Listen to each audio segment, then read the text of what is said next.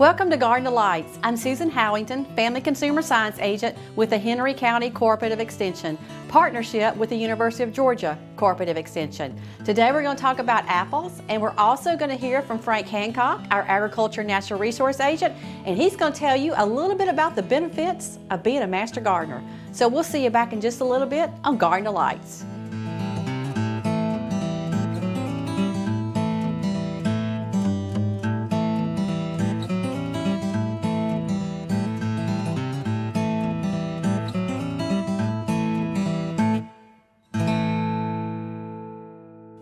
Welcome back to Gardner Lights. Today we're going to be talking about apples.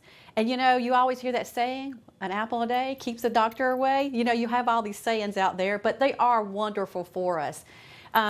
Apple season is in, so look for the grocery store, look wherever you're looking as far as apples. If you're going up to North Georgia, great time to get a bunch of apples, bring them back, share them with your family.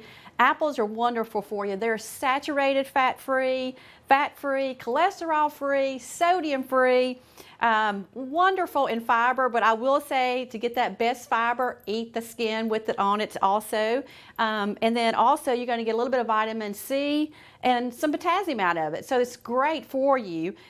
This is considered maybe a medium apple. There are different sizes of apples out there. There's different varieties, so you're going to see different ones. As far as selection goes, wherever you're going to pick your own, if you're going to up North Georgia and you're going to get that apple, or if you're going to the grocery store, just look for the apples, pick them up, because other people have been touching those apples, especially the grocery store. So when you're selecting an apple, make sure you kind of look at it. Make sure you don't see any bruises, because you want a good, firm apple. And I will tell you, when you're buying them in the bag, look over them really well. My husband and I we buy them usually in the bag because it is a little bit cheaper, we think.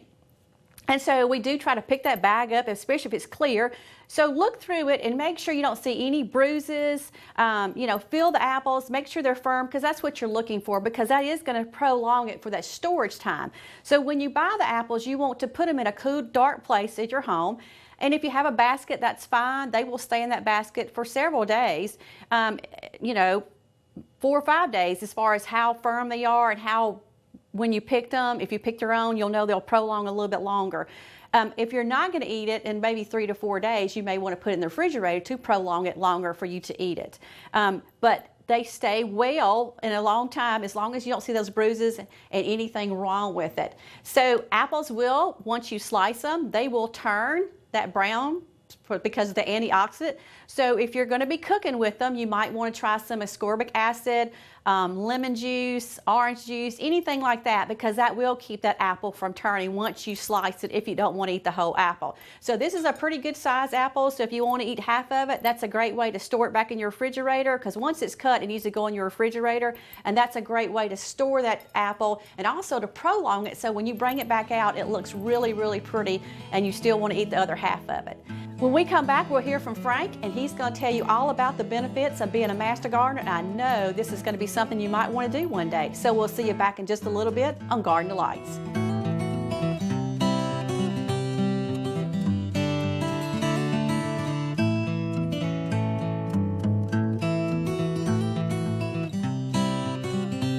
Okay, today we're going to talk a little bit about the Master Gardener program. And I've got Sheri Dorn with us this morning. Sheri is the state coordinator for our Master Gardener program. The Master Gardener program is a national program, and I'm going to let her tell you a little bit more about that in a minute or two. In the fall every year, we sign up folks that are interested in being master gardeners, and it's that time of year again. Our classes here in Henry County, which include Spalding County and Clayton County and Rockdale County, they start in January, and we meet on Mondays, just about all day on Monday, every Monday through March. We skip a holiday or two in the meantime. So it's quite an intensive program there to train you how to be a volunteer for Extension, and that's what Master Gardeners do.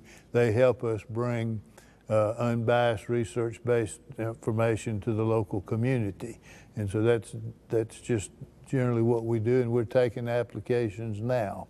But I'm going to let Sheri tell you a little bit about the program and and what it means to be a Master Gardener volunteer. Good morning, Frank. Good morning. So we're talking about some of my most favorite people ever, and those are Master Gardener Extension volunteers. Okay. And I like to talk a little bit about the history of Master Gardeners, because that kind of helps us put it all into perspective. Okay. So the program in Georgia is almost 40 years old, but nationally it's 45 years old. It started in the early 70s, and a couple of gentlemen like yourself, extension agents in some counties in Washington State, were just totally overwhelmed. The phone was ringing, they were getting all these questions, people needed help with their gardens and their plants and their landscapes and so forth, and the extension agents couldn't return one phone call before 10 more or even more came in. So Dr. David Gibby was the extension agent there in Washington, and he had this great idea. I am going to train folks to help me. I'm going to go out into the community, find these people that are interested in gardening, interested in plants, and I'm going to give them a baseline training, prepare them, and get them to come help me answer these questions. Because a lot of those questions are similar. You could probably think right now questions that you get. We get questions, and some days are so busy you can't move. I mean, sometimes we got time to think about it, but a lot of days they'll be lined up out in the lobby waiting to talk to me. That's right. That's right. And people value your expertise and value the resource of extension. Not only that, but we get a lot of calls from schools wanting a speaker to come speak, and I do that when my schedule lets me, but Master Gardeners do it when my schedule doesn't let me. That's right. So this was Dr. Gibby's idea that hey, I can train some folks that would have an interest in horticulture, gardening, plants, so forth, and they can help me. They can help me meet this demand for information, for presentations, for help. So he set about doing that. And I love the story because his colleagues said it would never work. And of course it did. It's a fantastic program that spread across the United States in rapid time, and we've been training folks ever since. Thousands of people have gone through the Georgia Master Gardener program. So, why is it so exciting? Why do you think it's so exciting? Well, they get the fellowship with other gardeners, for one thing. Absolutely. And they do plant sales and things where they grow plants to sell to the public in the springtime, and they've got projects like our Nolan house up here. They put the garden in up there, and so they have work days where they get together and have lunch and all that. So there's a lot that goes on that keeps them happy. That's right. So not only are they coming to help us with our educational outreach to our communities, but they are getting a lot. Our volunteers are getting a lot in return. So you mentioned some of the social aspects, but folks love to come learn more about horticulture and gardening. Right. And of course, that training that you mentioned that you've got coming up in January through March, that's a pretty big deal. So that's almost 100 hours when you put together the training and your first year of volunteering experience. That is a big deal. Yeah. So we're really proud of our Master Gardeners when they accomplish all of that. They go through the training class, they complete their exams, and usually exams terrify people, but I tell them it's okay because we want you. We're going to help you work through that. That's right. We work them through the exams. Yes. And so they generally do well. We try to cover the material that we're testing them over. There you go. If they attend class, they'll pass the test. You get a few good instructors, right? We get instructors. That's the other thing about the classes is we're able to get instructors, specialists that come in. Like when we talk about turf grass, we have Clint Waltz come in and talk about the turf grass. Alfredo Martinez about plant pathology. Elizabeth Little, who's a homeowner plant pathologist. All those people come and talk.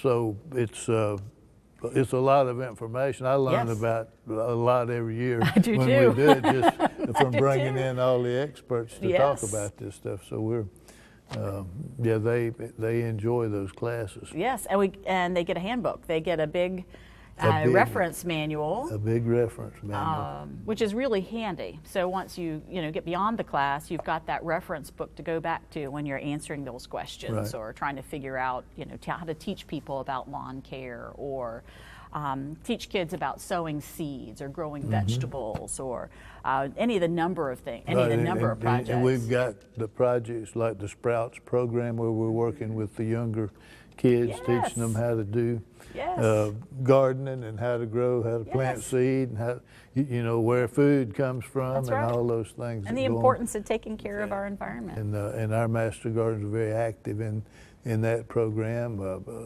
Some do the Junior Master Gardener program in the schools.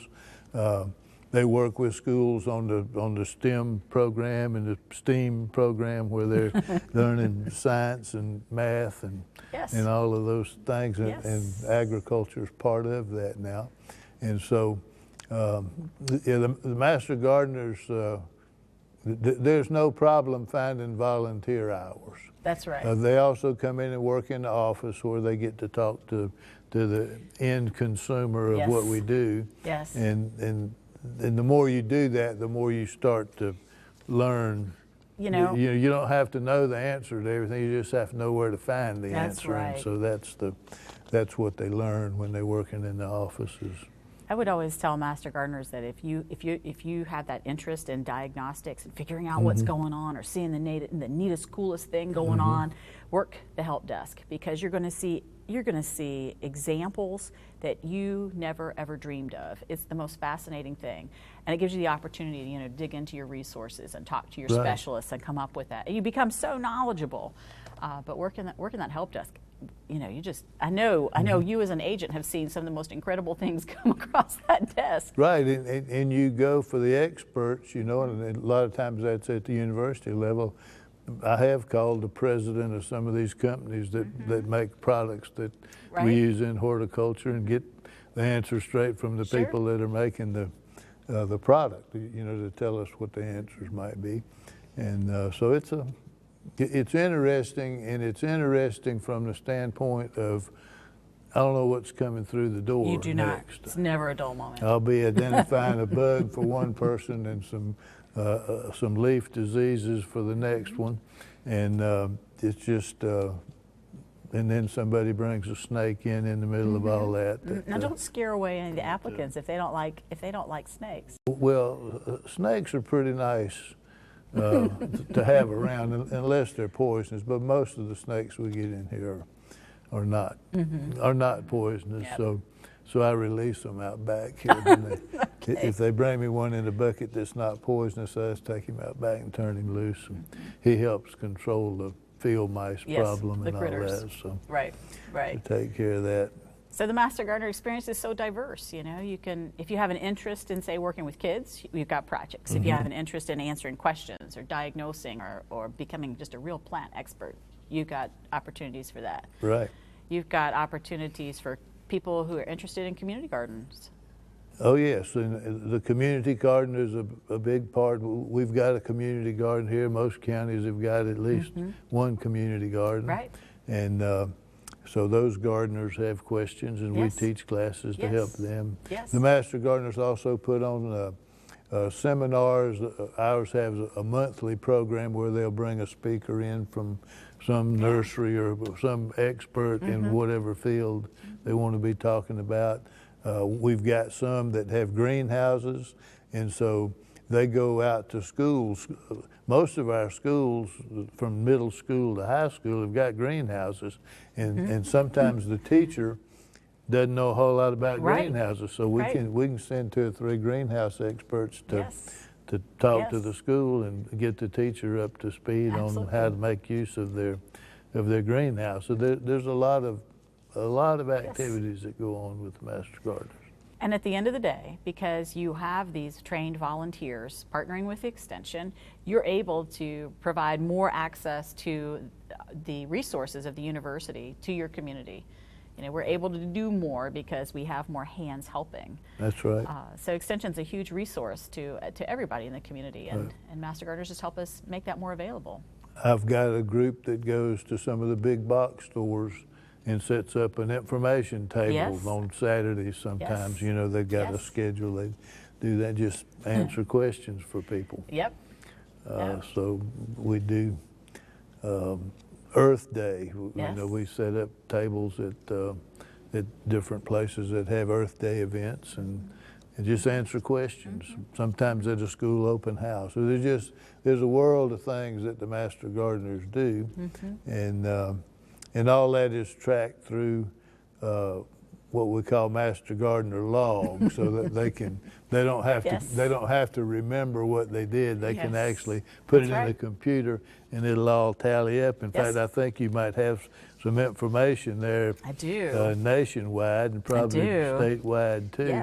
Yes. On the number of volunteer hours they actually put in. I do. Like I said, the Master Gardeners are my favorite people in the whole world. You know, they have a service heart. You know, they're willing to support their community through volunteerism, but they're also interested in plants.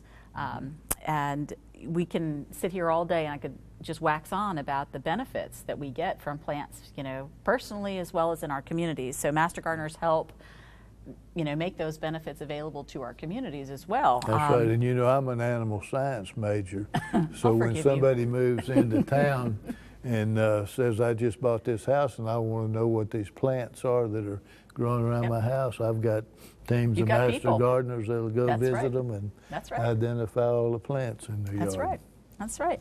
So your Master Gardeners here in Henry County are contributing to some of our state numbers. I brought those with us because I kind of want to build this picture here.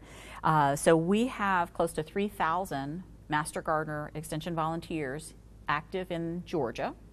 And last year in 2017, you mentioned MG Log, through our record keeping system, they reported over 180,000 hours. And I like to do the math, convert that over to the number of full-time people. So that's like putting almost 90 full-time people on the extension team statewide because of the service that Master Gardeners contribute. So I brought my handy-dandy national report because we've got Master Gardeners in all 50 states. 49 states have extension leadership for their programs. And we have 90,871 active Master Gardeners in the United States. 90,000 people. All right. That's a lot. And then they tell us, we run national numbers every other year, so we collect it for the even year data. And in 2016, more than 5 million hours were reported by Master Gardeners nationwide. So if I do the math on that, that's like having 2,600 full-time people added to the extension team. So that just, again, makes the resources of extension much more accessible and available to our communities. So again, I'm just very proud of working with these folks. Okay. They have great hearts. And like I say, we're signing up Master Gardeners now to go through this year's program. And whatever county you might be in, if this is viewed in other counties besides Henry County, you probably have an extension office close to you that's doing the Master Gardener program or can direct you to the closest one to you. So you can sign up to be a Master Gardener even if you're not in Henry County. Yep. All right. Well, thank you, Sheri, for coming and sharing with us. Absolutely. Glad to be here. All right. And I think what we're going to do right now is we're going to go back in the kitchen and see what Susan is fixing.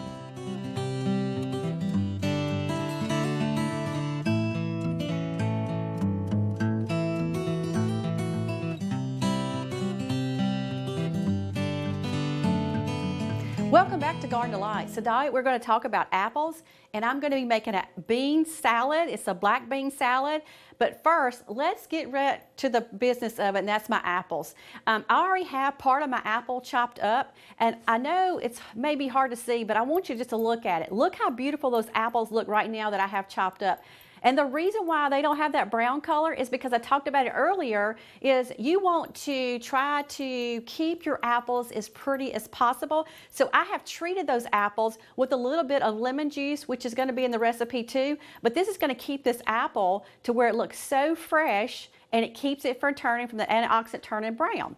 So I also took the other half of that apple and I rubbed a little bit on it just to keep that apple from turning also. So what you're going to do is you're going to need about, depending on how much apple you want to put in there, you can put 2 small ones, a large one, and this one's going to be, I'm going to use about a medium apple, and this is what I consider like a medium apple. What I am going to do is go ahead and cut the peeling off.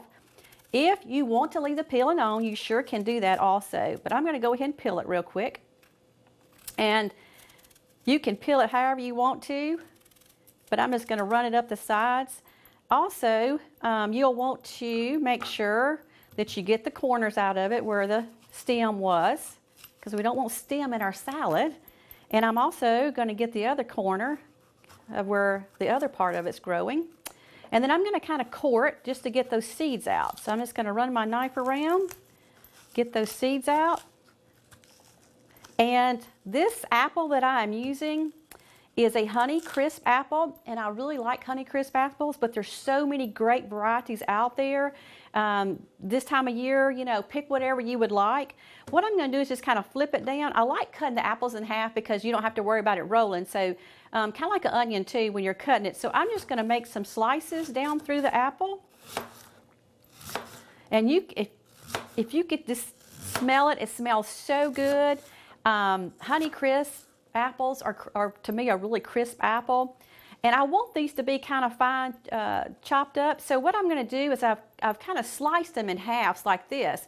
So what I'm going to do is run my knife one more down through the middle of that slice, and to me I always think it looks kind of like French fries, but you're going to kind of look, it's going to look something like this, and to me it just chops up so much nicer for the salad. And like I said, if you want to leave those peelings on, because you are going to get the most fiber from that apple by doing that. So I'm just going to keep adding more apples to that.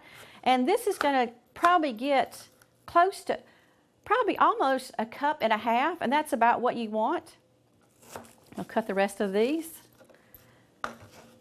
And, you know, a lot of people don't like whole apples. A lot of people will eat an apple if you chop it up for them, especially little ones. So if you have little ones and you're having a hard time getting them to eat their apples, slice them up for them and make it fun for them, because I know if you do it that way, they'll want to eat those apples.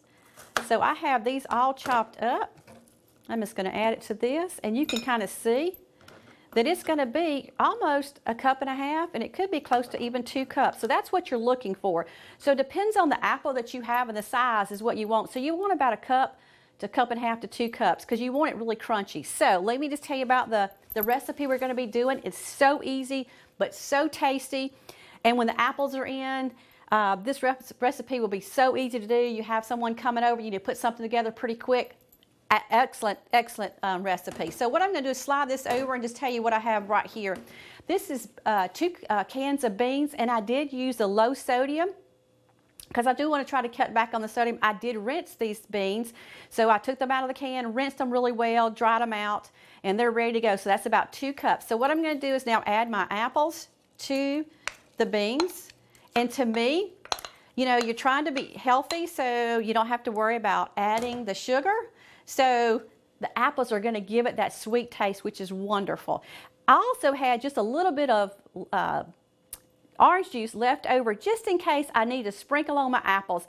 But when I add the other ingredients, it's going to take care of the apples where they don't turn brown. So what we have also is about 1/4 of a cup of chopped up red onions. So I'm going to go ahead and add it. And you'll notice they are extremely fine. So I try to chop them very, very fine. So I'm going to put those in. We also have about 1/4 of a cup of a yellow pepper.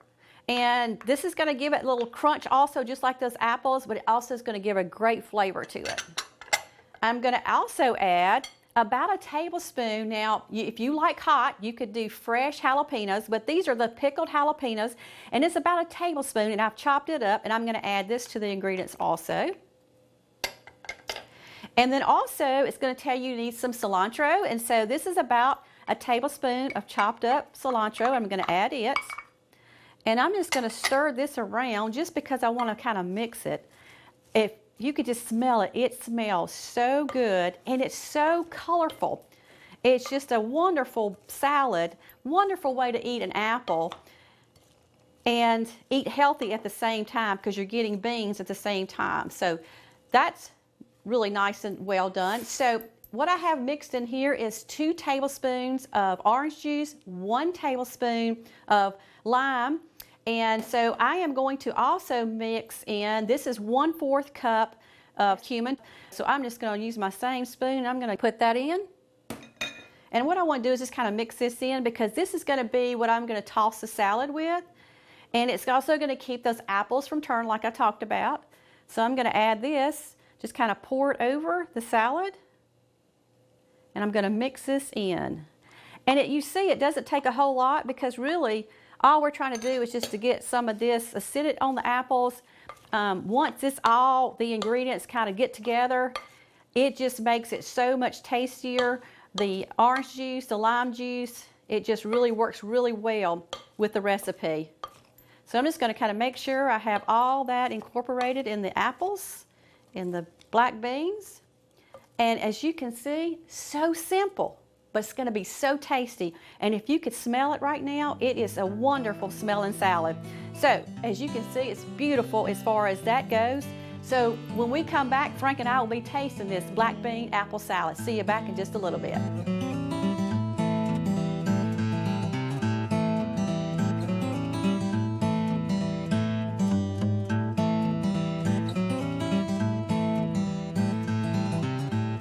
Welcome back to Garden Delights. Frank, we have a wonderful salad. It is a black bean apple salad, and it's really tasty. Well, you know what? I was just down the hall there wishing I had some black bean apples. Well, guess what? You do now. So I am going to give you some, and I can't wait to dig in myself. I don't believe I've ever had this combination. It is really good. The apple makes it sweet, gives it that crunch, but it also, with the black beans, it just, I don't know, it just goes really well together. It's good. That apple's really good.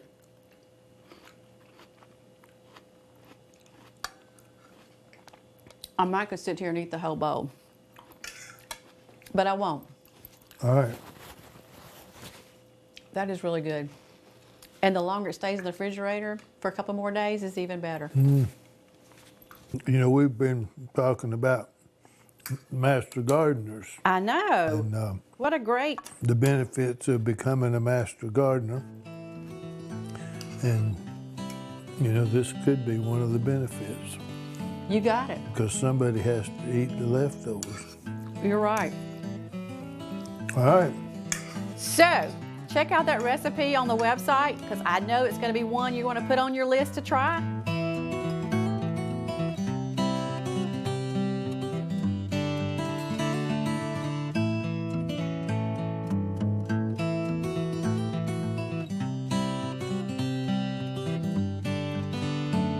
Apples are in season. Check it out.